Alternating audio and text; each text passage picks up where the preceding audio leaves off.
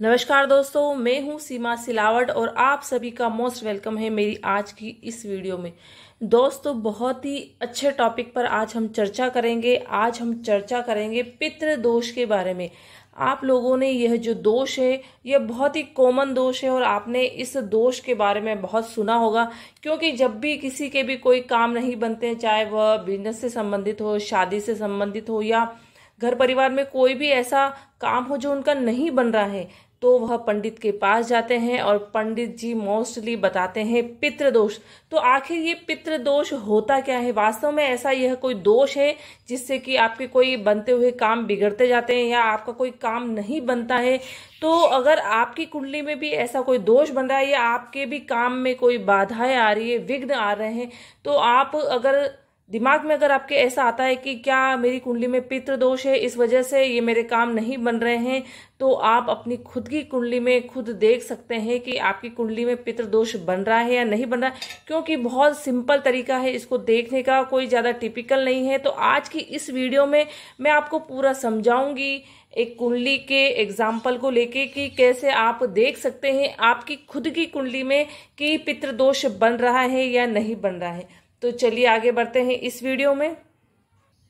सबसे पहला हमारा पॉइंट है कि कैसे बनता है यह दोष, मतलब किन ग्रहों की युति से बनता है यह दोष। क्योंकि कोई भी योग हो या दोष हो, वह किसी न किसी ग्रहों की युति से ही बनता है, चाहे आप वह योग कह लें चाहे आप वह दोष कह लें। तो यह जो पितृदोष है वह किन ग्रहों की युति से बनता है? वह बनता है सूर्य देव के साथ में अगर शनिदेव, राहु देव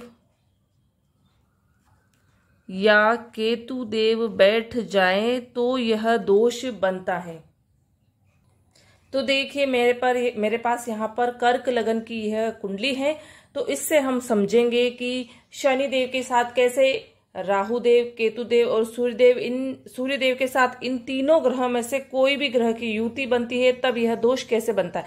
तो इसके पहले मैं आपको ये बताना चाहूंगी कि यहाँ पर एक कंडीशन और अप्लाई होती है इस दोष को लेके कि अगर शनिदेव है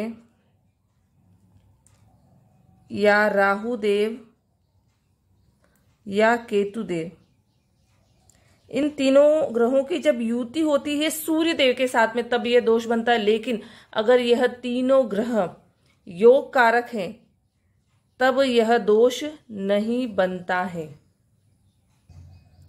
या सूर्य देव से शनिदेव अस्त भी हो जाए तब भी यह दोष नहीं बनता है।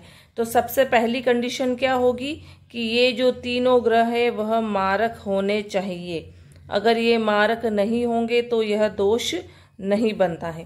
तो सबसे पहले देखिए, अगर यहाँ पर कर्क लगने की कुंडली है, फर्स्ट हाउस में अगर सूर्य देव के साथ में शनिदेव बैठे हैं, तो शनिदेव देखिए लग्नेश के शत्रु हैं, फर्स्ट नियम से मारक हो गए हैं, तो यहाँ पर यह दोष बनेगा। और यहाँ पर देखिए अगर सूर्य देव के साथ में केतु देव बैठे हैं, तो केतु देव भी सिंह राशि, मतलब सूर्य देव की ये जो राशि है सूर्य देव के अति शत्रु है केतु देव, तो केतु देव मारक हो गए। देखिए क्योंकि शनि देव, केतु देव और राहु देव योग कारक होने चाहिए, मारक होने चाहिए, ये आपको थोड़ा सा इस दोष में ध्यान रखना है। इसीलिए आपको यह चीज देखनी है कि शनिदेव, राहुदेव और केतुदेव, इन तीनों में से अगर किसी की वजह से यह दोष बन रहा है तो वह योग कारक है या मारक है, यह आपको ध्यान में रखना है। तो केतुदेव यहाँ पर देखिए मारक हो गए हैं, तो यहाँ पर यह दोष बनेगा।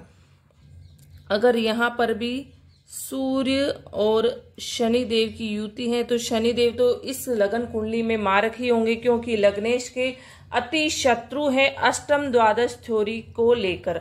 तो फिर यहाँ पर शनिदेव मारक ही होंगे। तो यहाँ पर इस कुंडली में सूर्य देव के साथ में शनिदेव कहीं भी बैठ जाए तो वो मारक ही होंगे, तो यहाँ पर यह दोष फिर नहीं बनेगा। यहाँ पर अगर सूर्य देव के साथ में राहु देव बैठ जाए, तो यहाँ पर हमें देखना पड़ेगा शुक्र देव की राशि के साथ में बैठे, मित्र की राशि के साथ में बैठे है राहु देव, लेकिन मित्र कहाँ बैठा है वो भी आपको देखना पड़ेगा।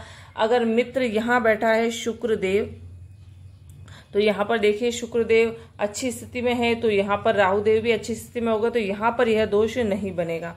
फिर अगर यहाँ पर सूर्य और केतु की युति है, तो देखिए केतु देव 8 नंबर वृश्चिक राशि के साथ में उच्च के हो जाते हैं तो यहाँ पर यह दोष नहीं बनेगा। फिर बात करते हैं हम यहाँ 6 हाउस की। 6 में सूर्य और अगर शनिदेव की युति हो गई तो देखिए, अगर यहाँ पर चंद्रदेव जो कि हमारे लग्नेश है, अगर उनकी स्थिति अच्छी है, चंद्रदेव मान लीजिए इसी घर में बैठे हैं तो चंद्रदेव लग्नेश की स्थिति काफी अच्छी है, तो यहाँ पर शनिदेव बैठ गए हैं तो शनिदेव 6, 8, 12 में बैठे हैं और शनिदेव की एक राशि भी 6, 8, 12 में है, तो यह हमारा बना है विपरीत राजयोग।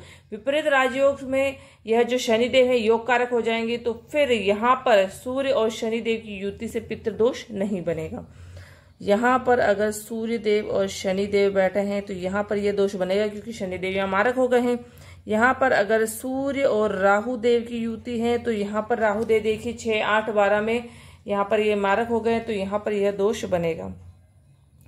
सूर्य देव और केतु देव अगर यहाँ बैठे हैं तो यहाँ पर केतु देव देखिए मीन राशि के साथ में मारक होते हैं। मीन राशि क्योंकि इनकी शत्रु राशि के साथ में बैठे हैं तो केतु देव मारक हैं, तो यहाँ पर यह दोष बनेगा। फिर बात करते हैं हम यहाँ पर अगर सूर्य शनि है तो यहाँ पर भी मारक होंगे, शनि यहाँ पर मारक हैं तो यहाँ पर यह दोष बनेगा। फिर मान लीजिए कि यहाँ पर सूर्य देव और केतु देव अगर यहाँ बैठे हैं, देखिए केतु देव वृषभ राशि के साथ में 2 नंबर की राशि के साथ में नीच के हो जाते हैं, तो यहाँ पर केतु देव नीच के हो गए हैं, तो नीच का अगर केतु हो गया है तो बहुत ही बुरी स्थिति है, तो यहाँ पर यह दोष बनेगा। यहाँ पर अगर सूर्य और राहु हैं, देखिए राहु देव 2 नंबर और 3 नंबर मतलब कि वृषभ राशि और मिथुन राशि के साथ में राहु देव उच्च के हो जाते हैं, लेकिन 6, 8, 12 में वह उच्च का है तो भी अच्छे रिजल्ट नहीं देगा क्योंकि यह त्रिक भाव है, बुरे भाव है, तो यहाँ पर राहु चाहे उच्च है फिर भी यह मारक ही होगा और यहाँ पर यह दोष बनेगा। तो देखिए ऐसे आप अपनी लगन कुंडली में देख सकते हैं कि ये इन ग्रहों की युति बन रही है या नहीं बन रही है, यह दोष आपकी कुंडली में बन रहा है या नहीं बन रहा है। फिर एक पॉइंट और आता है कि इसके लक्षण कैसे देखे जाते हैं। अगर आपकी कुंडली में यह दोष बन रहा है तो आपको कैसे पता चलेगा, इसके सिम्टम्स क्या होने चाहिए या इसके जो परिणाम होते हैं इन दोष के वो क्या होते हैं। तो देखिए आपके कोई भी काम बनेंगे नहीं, कोई भी जो काम है वह बिगड़ता जाएगा और जो मन है वह भी स्थिर नहीं रहता है, डिस्टर्ब रहता है। घर में शांति भी नहीं रहती है, इससे घर में कलेश रहता है। तो यह नॉर्मली जो सिम्टम्स हैं वह हमें दिखते हैं, लक्षण दिखते हैं। पितृदोष अगर आपकी कुंडली में है तो अगर आपकी कुंडली में यह दोष बन रहा है, आपको समझ में आ गया, आपको देखना आ गया कि मेरी कुंडली में यह दोष बन रहा है या नहीं बन रहा है, तो फिर आपको क्या करना है। देखिए यह दोष कोई इतना बड़ा दोष नहीं है कि आप इसका निवारण नहीं कर सकें, क्योंकि बहुत सारे जो ज्योतिषों ने इन दोष को बहुत बड़ा चढ़ा के बताया है। पितृदोष मतलब बहुत बड़ी हानि हो जाती है, ऐसा कुछ भी नहीं होता है कि आप पे बहुत बड़ा कोई संकट आ जाता है इस दोष को लेके, क्योंकि यह इतना बड़ा दोष नहीं कहा जाता है, लेकिन फिर भी लाइफ इससे थोड़ी डिस्टर्ब जरूर हो जाती है। तो आप इसका उपाय खुद कर सकते हैं। इतना कोई टिपिकल काम नहीं है कि आप इस दोष का निवारण खुद नहीं कर सके। तो आप इस वीडियो को पूरा ध्यान से देखिए तो आपको समझ में आ जाएगा कि आपकी कुंडली में अगर यह दोष बन रहा है तो आप खुद इसका निवारण कैसे करें। तो देखिए अगर आप इसका दोष का निवारण करना चाहते हैं तो निवारण में सबसे पहला जो हमारा प्रोसेस है कि आपको क्या करना चाहिए, सबसे पहले है पितरों को हमें भोग लगाना चाहिए। देखिए सबसे पहले तो आप यह समझिए कि ये पितृ क्या होते हैं, क्योंकि ये पितृ जो पितरों से ही पितृ दोष बन रहा है। इस बात को समझिए आप कि जो पितृ है उनसे ही पितृ दोष बन रहा है। तो पितृ क्या होते हैं, देखिए अगर आपकी फैमिली में आपके जो भी कोई करीब के रिश्तेदार हैं उनकी अकाल मृत्यु हो जाती है, मतलब कि उनका जीवन बाकी है, अभी उनको जीवन जीना है, उससे पहले ही उनकी मृत्यु हो गई है, चाहे वह किसी हारी बीमारी से हो गई या फिर एक्सीडेंट से हो गई, ऐसे किसी की भी मृत्यु हो जाती है जिनका जीवन अभी जीना बाकी है, उनकी अकाल मृत्यु हो गई, अचानक से मृत्यु हो गई है, तब वह पितृ बन जाते हैं। मतलब कि उनकी जो आत्मा को शांति नहीं मिलती, उनकी आत्माएं जो हैं वह भटकती रहती हैं, या किसी व्यक्ति की इच्छा होती है आगे और जीने की, उनकी बहुत सारी इच्छाएं रहती हैं और बीच में ही उनका जीवन समाप्त हो जाता है, उनकी मृत्यु हो जाती है, तब भी उनकी जो इच्छाएं बाकी रह जाती है, उनसे उनको सद्गति नहीं मिलती है, उनसे उनकी आत्मा है वो आगे शांति की ओर नहीं जा पाती है, तो वो उनकी आत्माएं भी ऐसी भटकती रहती है और वह बन जाते हैं पितृ। उनको ही पितृ कहा जाता है। तो उनके निवारण के लिए क्या करना चाहिए? पितरों को भोग लगाए, और वो भी हर अमावस्या को। देखिए अमावस्या जब आती है, कैलेंडर में आप देख लीजिए कि अमावस्या जब आती है तो हर अमावस्या को भोग लगाए। बहुत सिंपल सा प्रोसेस है कि आप जो भी आपके घर में मीठा बनता है, या आप खुद मीठा बना लें, या आपके बाजार से आप मीठा ला सकते हैं, कुछ भी मिठाई ले आइए, और फिर जो आपके पितर होते हैं उनको आप स्मरण कीजिए, उनको याद कीजिए। जो कंडे होते हैं, गोबर के जो कंडे होते हैं, उनको पहले आप गैस पे जला दीजिए, और फिर वहां पर एक प्लेट में रखें, और फिर जो आपके पितर है उनको याद कीजिए, और फिर उनको भोग लगाइए। और भोग लगाने के बाद में मन ही मन उनकी प्रार्थना कीजिए कि उनको आगे उनके आत्मा को सद्गति मिले। और यह जो है आप मंदिर में ना करें, ये जो प्रोसेस है पितरों को भोग लगाने का, आपकी जो रसोई में जहाँ पर आप पानी पीने का रखते हैं, हमारी पानी मटकी रखते हैं, उसको परिंडा बोलते हैं। पानी जो पानी का पीने का स्थान होता है, वहाँ पर बिल्कुल आप साफ सफाई करके एक दीपक जला के फिर वहीं पर आप भोग लगाइए, और उनकी आत्मा की शांति के लिए आप प्रार्थना कीजिए। देखिए इस दोष में प्रार्थना का बहुत बड़ा रोल है। अगर आप चाहते हैं कि आपके जो पितृ हैं, आपके जो पूर्वज हैं, उनको पूर्वज भी कहा जाता है, कि उनको सद्गति मिले, वो आगे की राह पर निकले, शांति की ओर निकले, तो बहुत जरूरी है कि आप उनकी आत्मा की शांति के लिए प्रार्थना करें। भोग लगाने के बाद में आप मन ही मन प्रार्थना करें कि आपकी आत्मा आगे सद्गति की ओर निकले। तो ऐसा करने से क्या है कि धीरे धीरे आपकी कुंडली में तो यह दोष समाप्त हो जाएगा, और एक लाभ और होगा आपके पूर्वजों को, आपके पितरों को, कि वो सद्गति की ओर चलेंगे, वो नया शरीर धारण करेंगे, नया जन्म लेंगे। तो जो पिछला पूर्व जन्म है, उनके कर्म से, उनके बंधनों से, उनकी इच्छाओं से वो मुक्त हो जाएंगे। तो यह एक बहुत ही अच्छा कार्य, एक आत्मा को सद्गति की ओर ले जाने का कार्य, एक आत्मा को शांति दिलाने का कार्य, वो आपके हाथ से होगा। तो ये भी एक आपको बहुत ही सेटिस्फेक्शन आपको मिलेगा। तो बहुत जरूरी है, कोई भी काम करें, आप दान करें, पितरों को भोग लगाएं, कुछ भी करें, तो प्रार्थना को उसके साथ में जरूर जोड़ें। तो जब भी आप पितरों को भोग लगाएं तो उनकी आत्मा की शांति के लिए, सद्गति के लिए आप प्रार्थना जरूर करें। और यह जो आप प्रार्थना करेंगे, उसी से ही आपकी कुंडली में जो यह दोष बन रहा है वह धीरे धीरे समाप्त हो जाएगा। एक और उपाय है जो आप कर सकते हैं पितृ दोष के निवारण के लिए। वह क्या है कि आप देखिए दान करें। दान का भी बहुत बड़ा महत्व है। दान कभी भी करें तो किसी को बताएं नहीं कि मैं यह दान कर रहा हूँ, कितने रुपए का कर रहा हूँ, कितनी वस्तु का कर रहा हूँ। इस चीज का किसी के भी बारे में कुछ बताएं नहीं, जिक्र नहीं करें। क्योंकि दान अगर देखिए आप बता देते हैं तो वह दान नहीं कहलाता है, वह एक दिखावा हो जाता है। तो दान ऐसे कीजिए कि आप अगर अपने दाएं हाथ से दान कर रहे हैं तो आपके बाएं हाथ को भी पता नहीं चले कि आपने दान किया है। तो जिसे गुप्त दान कहते हैं, आप दान कीजिए हर अमावस्या को, और अपने पितरों के नाम पे कीजिए, और वहां पे ये शांति के लिए उनकी प्रार्थना कीजिए कि यह जो मैं दान कर रहा हूँ, यह दान का पुण्य उनको मिले और उनकी आत्मा को शांति मिले। तो यह भी बहुत अच्छा उपाय है पितृ दोष के निवारण के लिए।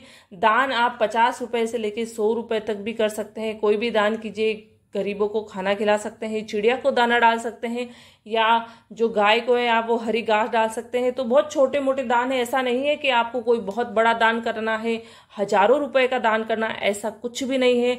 आप 50 रुपए का दान भी कर सकते हैं, लेकिन वह गुप्त दान कीजिए, और बस आप मन ही मन प्रार्थना कीजिए कि यह दान आप किसकी आत्मा की शांति के लिए कर रहे हैं।